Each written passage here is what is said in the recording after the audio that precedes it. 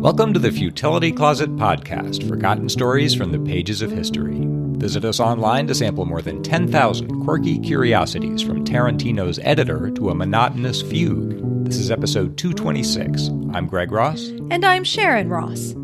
America's first national sports spectacle took place in 1823, when the North and South sent their best horses for a single dramatic race that came to symbolize the regional tensions of a changing nation. In today's show, we'll tell the story of the Great Match Race, which laid the foundations of modern American thoroughbred racing. We'll also ponder a parasite's contribution to culture and puzzle over a misinformed criminal. In the early 1800s, spectator sports didn't exist. Most Americans worked at exhausting physical jobs 10 hours a day, 6 days a week, and for recreation they went to taverns or theaters, read, sang, played cards, attended fairs, or discussed politics. The one exception was horse racing. Before the American Revolution, gentlemen from different regions would hold friendly races for the sake of colonial pride or personal fortune, and around 1800 they began to form jockey clubs and build tracks where they could race thoroughbreds imported from England. The South had a sophisticated tradition of horse racing. It was said that a man left home for only 3 reasons: to worship at church, to appear in court, or to attend a race. But one northern horse had become a thorn in their side. Eclipse, a chestnut stallion with an illustrious English pedigree, had a career record of 7 wins in 7 starts, including 4 wins in a row over Southern horses in the space of 13 months. The latest defeat in Washington, D.C. in November 1822 had taken place before 6,000 people, including President James Monroe. The Virginia horseman William Ransom Johnson wanted revenge. Eclipse was getting older, and the Southerners thought they could beat him if they got another chance. They proposed another contest, and Eclipse's trainer, Cornelius Van Ranst, proud and confident, agreed. He would race Eclipse on Long Island the following May against any horse the Southerners chose for a stake of $20,000. The prospect of the race spread excitement throughout the country. The South prided itself on its expertise, and Johnson in particular was known as the Napoleon of the turf. In one span of 2 years, his horses had won 61 out of 63 races. On the other hand, Eclipse was probably the finest racehorse in the country at that time and seemed almost invincible, though he'd be 9 years old at the time of the race. Beyond the world of racing, the event took on huge symbolic significance. The Civil War still lay decades in the future, but regional tensions were already rising. Southerners had controlled the presidency for almost 25 years, farmed crops for the nation, and protected their right to own slaves. But the North was fighting back in politics, investing in industry rather than agriculture, and rising against slavery. A Northern candidate, John Quincy Adams, was faring well in polls for the presidency, and the Erie Canal would soon be opening, increasing the flow of goods to New York. For a nation grappling with these divisive issues, horse racing was the only realm outside politics in which North and South could tangibly contend. Before this, the largest crowds in America had been drawn by political rallies, prayer revivals, and holiday parades. But now a contest between the fastest horses in the North and the South threatened to outdo all of these. In an era before baseball, football, or basketball, the Great Match Race would become America's first national sports spectacle. The race itself would be demanding, much more so than today's races. In the early 1800s, the most prestigious races for mature horses were run in 4-mile heats. The horses would run 4 miles, rest for a fixed time, run another 4 miles, and so on. In this race, there'd be 3 such heats with rest periods of half an hour. The first horse to win 2 heats would win the purse. That means the horses might run 12 miles in an afternoon. Later generations considered this sadistic. For comparison, the Belmont Stakes, the final leg of today's Triple Crown, is 1.5 miles, and that's thought to be an unusual test of endurance for a modern thoroughbred. This figured into the race planning. Races at 4-mile heats demanded both speed and endurance, and there's a trade-off between the two. Southerners favored speed, and Northerners favored endurance. At his stables on the Appomattox River near Petersburg, Virginia, Johnson drew up his plan for the South. He had 6 months to choose a horse and train it. After much thought, he decided to train 5 horses, test them against each other, and take all of them to Long Island. That was insurance in case there was any mishap, but would also keep the Northerners off balance. In the North, Van Ranst and his manager, John C. Stevens, hired the best experts they could to tend to Eclipse. Stevens' brother even imported 3 French chronometers to time their champion as he ran. As Eclipse trained with Van Ranst through the winter and spring, few Northerners even went to watch them. They just assumed that Eclipse was invincible. Van Ranst, who was considered a sage, made all the training decisions, and he would decide on a jockey. Everyone assumed that jockey would be Samuel Purdy. He was considered the best jockey in the North, and he'd ridden Eclipse exclusively in recent years. But he was almost 50 years old now, and Van Ranst knew that the South would exploit any weakness it could find. In this era of long-distance racing, jockeys were less important than a horse's pedigree, stamina, and training tactics, but a jockey's ability could still win or lose a race. In the end, Van Rans told Purdy that a younger jockey, William Crafts, would be racing Eclipse. Purdy was surprised and probably hurt by this, but he had no choice but to accept it. His replacement, Crafts, was only 26 years old and must have been intimidated by the enormous attention on the race. North and South had both become invested emotionally in the outcome. Each thought a victory would vindicate its way of life. An English visitor wrote, "In all the papers and in every man's mouth were the questions, are you for the North or the South, the free or the slave states, the whites or the blacks?" A spectator from Baltimore called the race a victory on which seems to hang the fate of nations yet unborn. 2 weeks before the race, as Eclipse was moved to Long Island to complete his training, he was applauded in the streets of Manhattan. 5 days after that, Johnson's chosen horse developed a fracture in his hoof and had to be withdrawn. Johnson would have to choose another horse, and he agonized over the decision. Even as the remaining Southern finalists began to train on the chosen track, the Northerners still didn't know which of them would run. A week before the race, thousands of Southerners set out for New York by horseback, steamship, and stagecoach from Virginia, Maryland, the Carolinas, and Georgia. Business rose in Manhattan hotels, restaurants, taverns, and theaters, and Northerners and Southerners taunted and teased each other in the streets. The race would be held at the Union Racecourse in Jamaica, Long Island, about 9 miles out of New York. When race day arrived, thousands of people and hundreds of vehicles and horses filled the streets near the East River, struggling to cross onto Long Island. Until this point, races had seldom attracted more than a few thousand fans. Eclipse's last race had drawn 6,000, which was the most that anyone could recall at that time. The planners for this race expected 20,000, but that turned out to be the number of Southerners alone. Altogether, the crowd grew to 60,000 people, almost more than the combined populations of Illinois and Delaware, turning the racetrack temporarily into the nation's fourth largest city. Josiah Quincy Jr., who later became mayor of Boston, had got a box seat ticket through a friend from Harvard. He said the Long Island ferry had been fully packed and he'd had to walk most of the way from there to the track because, he said, an unbroken line of carriages stretched from the water to the racecourse. He said, on arriving, we found an assembly which was simply overpowering. Tens of thousands of fans were on the ground, too many for the entrance gates to accommodate. Some held tickets, but the rest had to stand in line for an hour to get in. Booths and tents selling food and drink sold out long before midday. The stretch in front of the grandstand was lined with carriages 4 and 5 deep, and trees and fences were said to have groaned with their loads of human beings.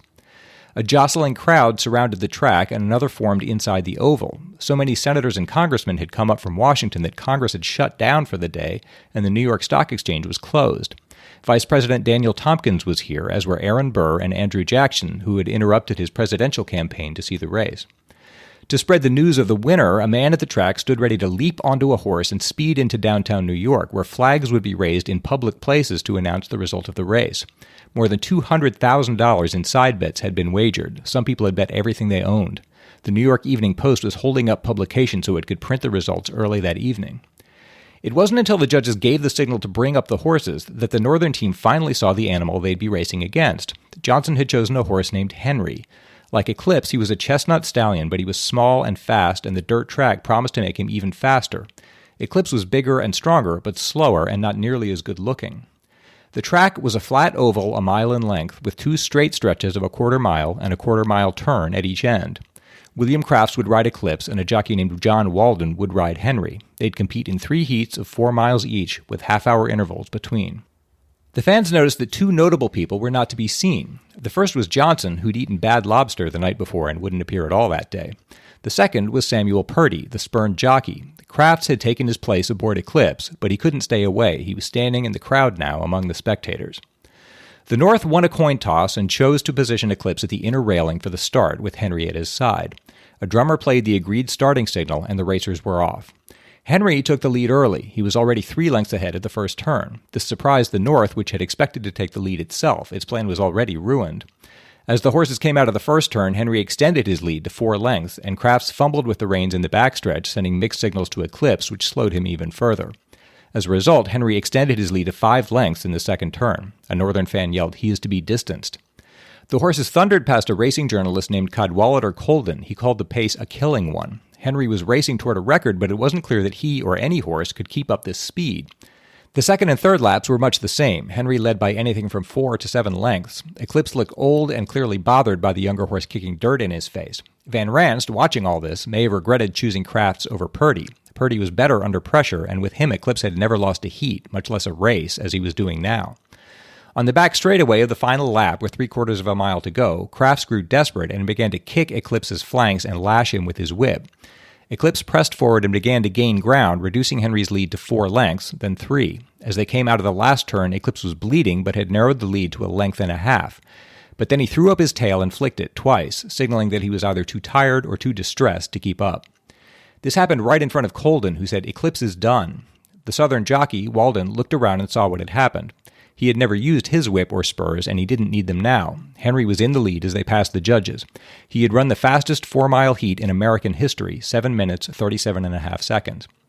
Among the crowd, money changed hands and the odds began to shift in favor of Henry. Colden wrote that Henry was less distressed than he expected, and Eclipse was bloody and miserable.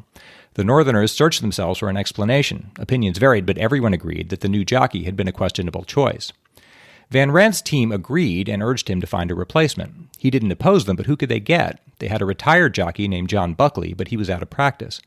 Finally, the manager, John Stevens, asked whether Samuel Purdy might be persuaded to do it after all. Van Rant didn't know and had no idea where Purdy was. Rumor had it that he was on the grounds, and they fanned out to search for him. Stevens found him packed into the crowd at the outer railing near the finish. Watching the first heat, he'd been torn. He was selfishly pleased to see Van Rant proven wrong for dismissing him, but he still wanted Eclipse and the North to win. Stevens asked him humbly if he'd consider replacing Crafts as jockey. He told them that he had a riding costume ready for him. But Purdy opened his coat and revealed that he'd worn his old costume and was carrying his cap and whip with him. The horses were given a half-hour's rest on the track before the second heat. Eclipse recovered somewhat, and Henry already seemed eager to run again. Purdy got immediately to work. He said he expected Henry to start fast again, but where the Southern horse had speed, Eclipse had stamina. He planned to keep close behind Henry, but to maintain contact, and then to make a challenge in the 3rd or 4th lap, when Henry was tiring. The others agreed. Since Henry had won the first heat, he took the inside position at the start. Eclipse seemed recovered and eager to renew the contest. The starter struck his drum, and they were off again. As expected, Henry sprang forward to take the lead, whipped and spurred by Walden. Purdy took up a position behind him along the railing and was 3 lengths behind as they reached the first turn. Along the back straightaway, Henry extended his lead to 20 feet, but as they left the second turn and entered the next lap, Purdy tightened the reins, signaling that it was time to run. Eclipse surged ahead and narrowed the gap to 15 feet, then 10. Walden didn't look back but must have heard the cheers growing louder as they finished the second lap. Purdy had narrowed his lead to 1 length. As they entered the first turn of the 3rd lap, Purdy brought out his whip, but he flicked it only twice, not wanting to hurt or discourage the horse after its abuse in the first heat. The horse and rider knew each other well, and Eclipse responded, advancing on Henry's outside flank until his nose was even with the other horse's midsection as they charged down the back straightaway. Sensing the danger, Walden began to whip Henry for the first time, and they pulled ahead by a length in the second turn. But the horses had run 7 miles now, and Henry could not keep up this pace. Purdy dug in his spurs, and Eclipse advanced again to within half a length as they tore down the straightaway. Walden was aware of the danger now and shaken. As they entered the first turn of the last lap, he pulled Henry out from the rail and into Eclipse's path. Purdy had to pull on the reins to avoid a collision, but now he saw an opportunity. Normally it would be safest to pass the other horse on the outside, but in blocking him, Walden had abandoned the inner rail. Purdy made a quick judgment and pressed Eclipse into the gap along the inner railing. Now, when Walden looked behind him to his right, he found that Eclipse had disappeared. In his shock, he relaxed the reins, and Purdy pressed Eclipse further into the gap between Henry and the railing. In the infield, Buckley shouted to Colden, "See Eclipse, look at Purdy, by heaven, on the inside." Colden was alarmed at Purdy's daring. If Walden tried to return to the railing now, he might press Purdy into it and even through it. In the stands, Quincy found he was standing behind Virginia Congressman John Randolph and heard him shout, "You can't do it, Mr. Purdy! You can't do it, Mr. Purdy! You can't do it, Mr. Purdy!" But Eclipse, calling on all his stamina, pulled even with Henry as they came out of the turn and then, for the first time, pulled ahead. Walden found himself behind for the first time all day, with only half a mile to go in the heat. He was not sure what to do. The Southerners' whole plan had been to take the lead and hold it. Purdy plied the whip again, and Eclipse surged ahead by 2 lengths as they entered the final turn. Walden drove his spurs into Henry's flanks and began to whip him, and Henry began to close the gap. The crowd was screaming now. A newspaper reported that the noise, quote, seemed to roll along the track as the horses advanced, resembling the loud and reiterated shout of contending armies. As they came out of the final turn, Eclipse was the length ahead, but Henry kept gaining. Soon he was only 2 feet behind. Josiah Quincy wrote, "Although I had not a cent depending, I lost my breath and felt as if a sword had passed through me." Both horses were running flat out for the finish now. Henry was the faster of the two, but he was tired now, and Eclipse's deeper resources and Purdy's skill kept up their advantage. With Henry at his shoulder, Eclipse flashed past the judges to win the second heat in 7 minutes, 49 seconds, another record. Having won 1 heat apiece, they would now have to compete for a third. Neither horse had ever run 3 heats in a race. Plainly exhausted, they were given another rest of half an hour. Now it was the South's turn to search for another rider, but Johnson was away ailing and they didn't have the benefit of his advice. They had a slave jockey named Charles Stewart, but he was just 15 years old. Another jockey, Arthur Taylor, was 35 and hadn't been on a horse in months. Congressman John Randolph, a renowned horseman himself, pushed in to offer his advice. He seconded the idea of having Taylor ride. As latecomers had continued to arrive, hundreds of fans had jumped the fence and were now standing on the track itself. Officials, not wanting to haul them away, decided to allow them there, hoping they'd stay out of the way near the outer fence. The rest period ended and they were off again. At the start, Purdy surprised his opponent by taking the lead early and was 3 lengths ahead at the first turn. In the backstretch, he expanded the lead to 4 lengths, then 5. Both horses sped through the second turn, holding nothing back. After the first lap, Henry began to gain, but only because Purdy had relaxed his pressure on Eclipse a bit, knowing that no horse could keep up a sprint in such a state of exhaustion. He was still in control, 4 or 5 lengths ahead. But now as they finished the first lap, they had to contend with the crowd on the track. Purdy found there was just enough room to get by along the inside rail. The horses were alarmed by the people, but obeyed their riders, passed through the turn, and accelerated into the backstretch with 5 lengths still between them. The second encounter with the crowd bothered them less, and they passed through the third lap with Eclipse still 5 lengths ahead. With a heroic effort, Henry closed the gap to less than 2 lengths in the final straightaway, but then he broke down, spent, and Eclipse passed the judges a full length ahead to win the race. They had run the final heat in 8 minutes, 24 seconds, which is 46.5 seconds slower than the first heat. The horses were exhausted. They had run 12 miles in less than 24 minutes. Josiah Quincy wrote later that he had been so unconscious of everything else that the sun had actually blistered my cheeks without my perceiving it. Afterward, someone asked John Randolph whether he thought the outcome of the race might forecast the presidential election. He said, if the question of the presidency could be settled by this assembly, there would be no opposition. Mr. Purdy would go to the White House by acclamation. Purdy rode Eclipse to the judges' stand as a band played See the Conquering Hero Comes, and mail coaches set out immediately to all parts of the country bearing red flags that read Eclipse Forever. At a banquet that evening, Johnson proposed a rematch, challenging Stevens to run Eclipse against Henry the following autumn for any sum from $20,000 to $50,000 a side. Stevens declined. He said that his horse had overcome handicaps of age and conditioning, and they didn't propose to repay him by forcing him to another race. These exchanges were gracious. The regional rivalry that had preceded the race had given way to a shared pride in national achievement. The two groups raised toasts to each other, the Southerners to New York and the Northerners to Virginia. The New York papers, far from crowing over the victory, proposed giving up the idea of regional competition. The National Advocate wrote, "These contests of North against South lay the foundations of sectional jealousies and create a spirit of rivalry where there should be union. The horses of Virginia, Carolina, and Long Island are still the horses of the country." In fact, in a poetic turn, the two horses ended their lives in each other's territory. John Stevens' brother bought Henry for breeding purposes and kept him on Long Island, where he lived to be 18. And Johnson bought Eclipse, who never raced again but stood at stud throughout the South until his death in Kentucky at age 33. An obituary read, up to within a few days of his death, he was as spirited and lively as a colt and did not appear to be over 10 years old. The Great Match Race launched a new era in American thoroughbred racing, in which horses that were bred in America and trained methodically raced on fast tracks. It created the American sports spectacle with huge crowds, enormous wagers, and wide media coverage. And the race itself became a legend. When Eclipse died in 1847, the newspaper publisher James Watson Webb wrote, "There is no one who witnessed the great Eclipse race on Long Island in the year 1823 who will ever forget the clear and distinct manifestation of a feeling known before to exist, but called forth and embodied in that contest in a manner quite as unmistakable as unprecedented, of North and South."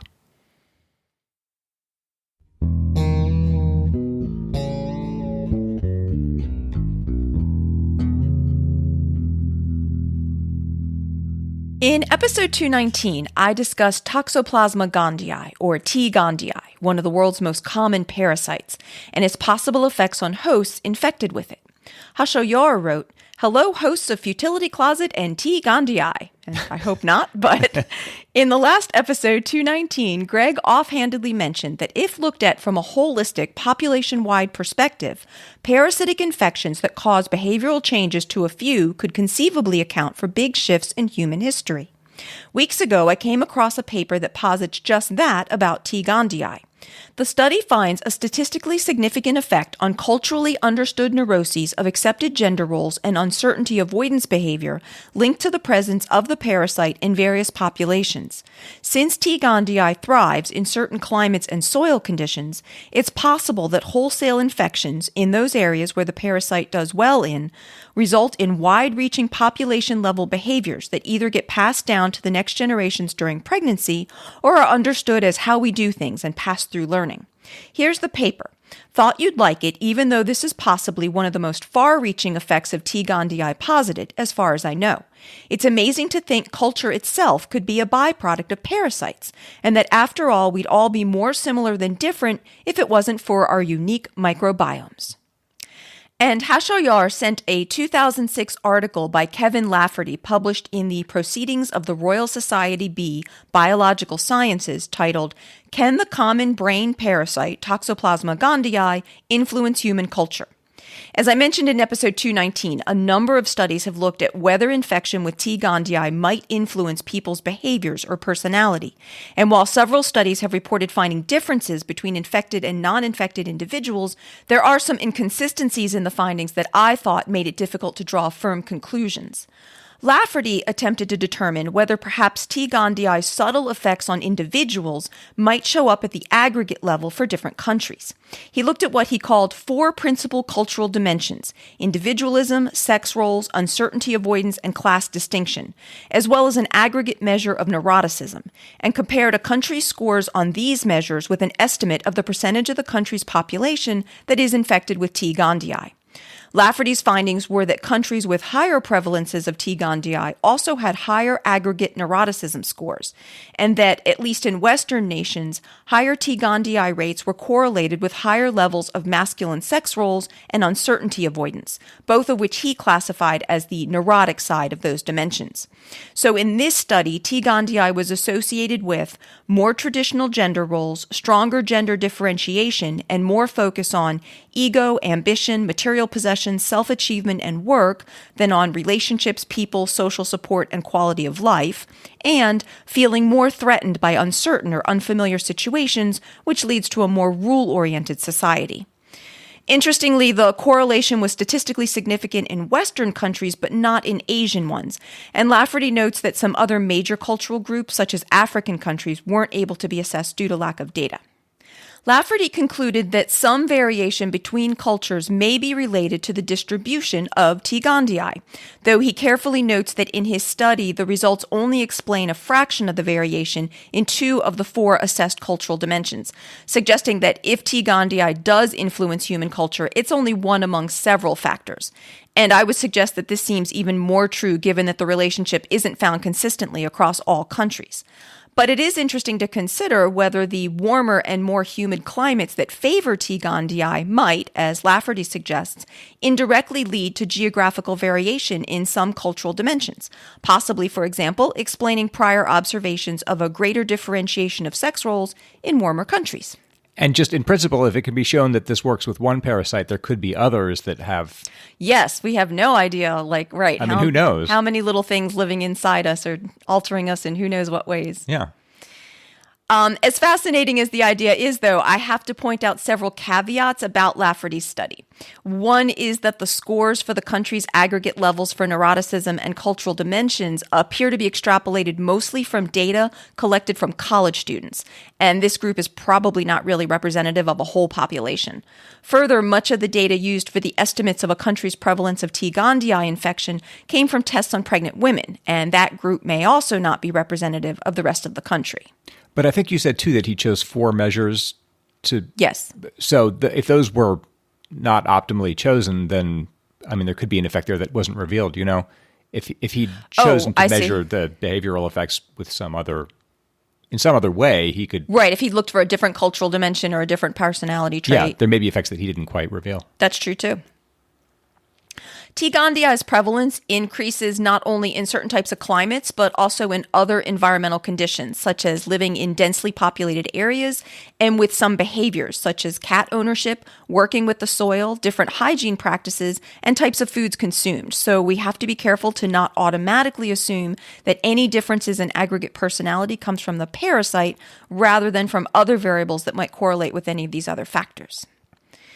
There are a surprising number of variables that seem to affect T. gondii effects on humans, which may also make it much harder to find consistent aggregate differences.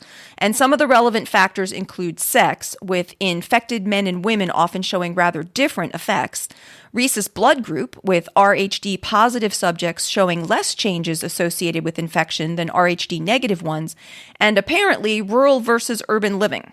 I find this last one difficult to account for, but it was reported in a 2013 article on T. gondii effects on humans by Jaroslav Flager in the Journal of Experimental Biology. And to me, this is a really good example of how confusing the literature can seem on this topic.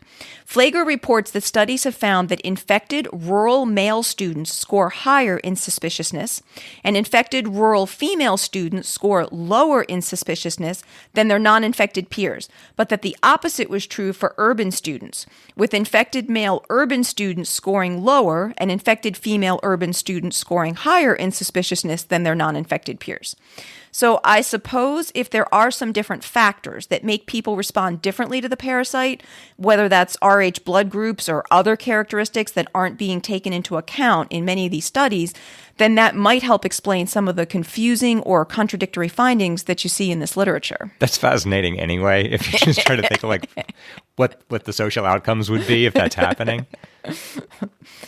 And Flager notes that humans are a lot harder to study for this type of question than our laboratory animals, such as the rodents, in which T. gondii effects can be much more clearly seen. Lab animals are often inbred to control genetic variability, and of course their environments are often tightly controlled. So against the backdrop of such homogeneity, it's much easier to see the effects of a particular factor on behavior. Humans, on the other hand, have a high amount of both genetic and environmental diversity, which can make it much more difficult to see a large or clear effect of a particular variable. So for example, we've talked on the show before, like in episode 188, of how the expression of people's psychological states can be highly influenced by cultural factors. So all of this type of variability and the role of different factors actually, though, makes it a little more impressive that Lafferty found as much of a correlation, though, as he did. Yeah, so maybe once this is all fine-tuned, we'll see that it's even more of a striking effect. It'll be easier to see an effect, yes. Another difficulty with this type of research in humans, though, is that we can't deliberately infect people with T. gondii so that we can observe any changes pre- and post-infection. This means that the studies we have only show correlation but not causation, and of course that's always an important distinction. And even if there is causality, we can't necessarily determine the direction of the causality with correlational studies. So for example, some of the differences found between infected and non-infected men may be due to the infected men having higher levels of testosterone, as has been found in several studies. However, it's also possible that men who have higher levels of testosterone are more susceptible to certain kinds of infections, and that the differences in personality and the difference in infection status are both caused by the higher testosterone levels. And of course, as with most of the research on this topic, I should note that only some studies have found a correlation between infection status and testosterone levels in men, while a few others haven't. Do you think there's any chance that there's just nothing here that this effect, the parasite has this effect somehow in lab animals but not in humans, and we're just kind of glimpsing a phantom that's maybe not really there? You know, that's a good question, and I guess we'll need even more research to try to pin that down. I think it's really hard to say at this point, because if there are all these factors that aren't being taken into account, like rhesus blood group, then that would produce just so much variability in the data that it might be hard. The fact that so many studies are finding an effect, though, makes you think it's more likely there's something there, but I think the literature's very confused right now. And And because T. gondii does seem to affect at least rodent hosts, and we can see that pretty clearly, the parasite seems to cause behavioral changes in mice and rats, probably through changes in brain chemistry. And that seems to be because the T. gondii wants to make it that the rodents will be more likely be eaten by a feline, because that's how T. gondii successfully reproduce, inside a cat's intestines. So that makes it seem more plausible that it might cause some changes to our brain chemistry too, unless the parasite has somehow evolved to only affect certain mammals and not others, which seems a little less plausible somehow. Yeah. I guess, again, it needs to just be ascertained. And we should keep in mind that it's not impossible to get humans to be eaten by felines either, if the parasite wants to control us in that way, because the larger cats like lions and tigers and cougars are also the right hosts for the parasite to complete its life cycle. So maybe they should start testing big game hunters and lion tamers for the presence of T. gondii. And on a lighter note than pondering whether parasites might be controlling human civilization, I have an update to the Gardner heist, the largest art theft in history, where 13 artworks were stolen in 1990 and haven't been yet found. Mark Gelter wrote, "I've just gotten around to catching up on your podcast, and I'm many months behind. I just listened to episode 201, The Gardner Heist, and I know where one of the paintings is. Sorta. Well, it could be in one of two places. In the first season of the Netflix series Marvel's Iron Fist, you meet a fabulously wealthy man who was thought dead for decades, but he is holed up in a penthouse apartment. No mention is made of this little Easter egg, but displayed prominently on the wall in a hallway of this apartment is the storm on the Sea of Galilee. A nice touch from the production designer. There are a few other paintings displayed which might also represent stolen works, but I'm not familiar enough with the world of art theft history to ascertain their identities. The Rembrandt also shows up in an episode of The Blacklist, which has criminal mastermind Raymond Reddington brokering the sale of the painting." That's very clever. Yeah, that is pretty cute, isn't it? I think in the James Bond film Dr. No, there's a scene, he's an art thief. And there's one scene where you see his lair, and there's an actual painting there that had been stolen in real life a few years earlier from a London art museum. That is clever. So thanks so much to everyone who writes into us. If you have any comments or updates for us, or feel compelled to write by any of your parasites, you can send us an email at podcast@futilitycloset.com.